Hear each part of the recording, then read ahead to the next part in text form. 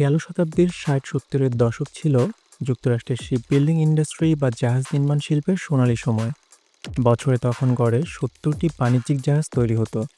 US maritime অ্যাডমিনিস্ট্রেশনের পরিচালনায় সে সময় দেশটির জাহাজ নির্মাণ খাত বিশ্বের অন্যতম সেরা ছিল। ১৯৩৬ সালে প্রতিষ্ঠিত মেরিটাইম অ্যাডমিনিস্ট্রেশন দেশীয় জাহাজ নির্মাণ খাতকে অনেক দূরে এগিয়ে নিতে সক্ষম হয় দ্বিতীয় বিশ্বযুদ্ধের সময়। ইউএস মার্চেন্ট মেরিন বা বেসামরিক জাহাজবহর যুদ্ধজয়ে বড় ভূমিকা রাখে তখন। নিজেদের তৈরি জাহাজ, নিজেদের নাবিক আর নিজেদের আর্থিক বিনিয়োগেই আমেরিকা তখন সমুদ্রপথে প্রবল শক্তিশালী ছিল। ৫ দশক পরে আজকের পৃথিবীতে বাণিজ্যিক যাত্রীবাহী ও মালবাহী জাহাজের চাহিদা অন্য যে কোনো সময়ের চেয়ে বেশি। অথচ যুক্তরাষ্ট্রে এখন বছরে মাত্র ৫টি জাহাজ তৈরি হয়। বিপরীতে দেশটির সবচেয়ে বড় বাণিজ্যিক প্রতিযোগী চীন এখন বছরে তৈরি করে প্রায় ১৭০০ জাহাজ। বিশ্বজুড়ে প্রতি বছর যত জাহাজ তৈরির অর্ডার হয় তার ৭৪%ই যায় চীনের কাছে। জাপান, দক্ষিণ কোরিয়া, জার্মানি কিংবা একসময়ের জাহাজ নির্মাণের বড় শক্তি আমেরিকা, সবাইকেই পিছনে ফেলে চীন হয়ে গেল জাহাজ শিল্পের সবচেয়ে বড় দেশ।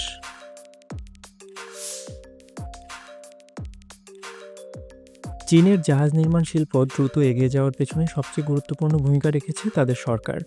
চীন এই খাতকে কৌশলগত শিল্প হিসেবে চিহ্নিত করেছে এবং জাতীয়, আঞ্চলিক ও স্থানীয় সব স্তরের সরকারই এতে সক্রিয়ভাবে বিনিয়োগ ও সহায়তা দিয়েছে।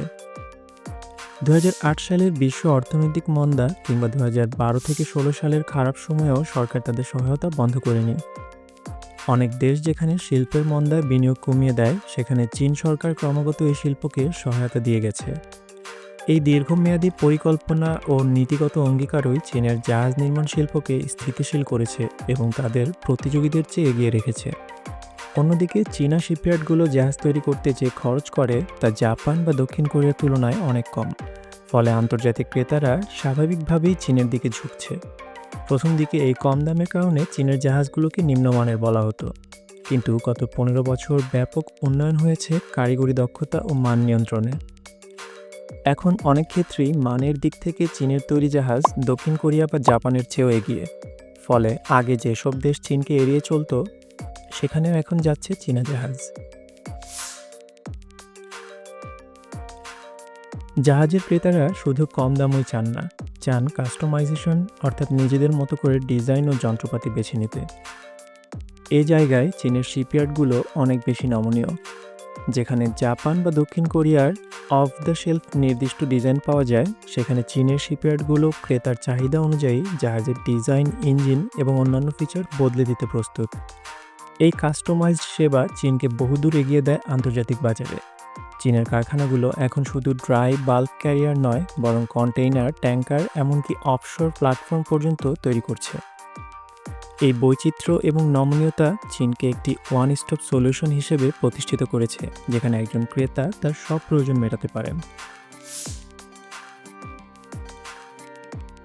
চীনের নির্মাণ শিল্পে মন্দা দেখা যাওয়ার পর সেখানকার অনেক দক্ষ শ্রমিক, যেমন ওয়েল্ডার ও ভারী যন্ত্রচালক, চলে এসেছেন জাহাজ শিল্পে। এর ফলে উৎপাদনের গতি বেড়েছে অনেকাংশে। অনেক শিপিং লাইনার প্রতিষ্ঠান জানাচ্ছে তারা নির্ধারিত সময়ের ৬ মাস আগেই জাহাজ পেয়ে যাচ্ছে। এর ফলে তাদের ব্যবসায় গতি আসছে। শুধু তাই নয়, আগে যেসব শিপইয়ার্ড বন্ধ হয়ে গিয়েছিল সেগুলো এখন আবার চালু হয়েছে, নতুন নতুন কারখানাও তৈরি হচ্ছে। মানব সম্পদ উন্নয়ন ও অবকাঠামো নির্মাণ, দুই দিক থেকেই এখন চীনা জাহাজ নির্মাণ শিল্প গতিশীল। অন্যদিকে ইউরোপের ব্যাংকগুলো যেখানে জাহাজ শিল্পে ঋণ দিতে দ্বিধা করছিল, সেখানে চীনের ব্যাংক ও লিজিং কোম্পানিগুলো অনেক বেশি সক্রিয় ছিল। ২০০৯ সালের পর ইউরোপীয় ঋণদাতারা পিছিয়ে গেলে চীনা ব্যাংকগুলো সামনে আসে এবং নিজেদের অর্থে চীনের শিপইয়ার্ডগুলোকে টিকিয়ে রাখে।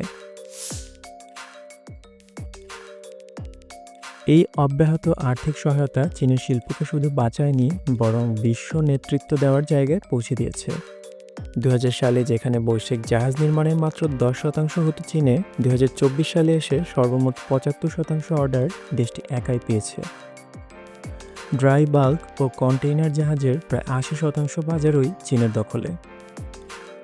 এখন দক্ষিণ কোরিয়া ও জাপান, যারা একসময় এই শিল্পের শীর্ষে ছিল, তাদের টিকে থাকাই কঠিন হয়ে পড়েছে। মেরিটাইম স্ট্র্যাটেজিস ইন্টারন্যাশনালের ব্যবস্থাপনা পরিচালক অ্যাডাম কেন্ট যেমন বলেছেন, চীনা শিপইয়ার্ডগুলো এখন পুরো জাহাজ নির্মাণ খাতটাই যেন নিজেদের করে নিয়েছে। চীনের এই সাফল্য রাষ্ট্রীয় পরিকল্পনা আর শিল্পনীতির মাধ্যমে বৈশ্বিক প্রতিযোগিতায় এগিয়ে যাওয়ার এক চমৎকার দৃষ্টান্ত।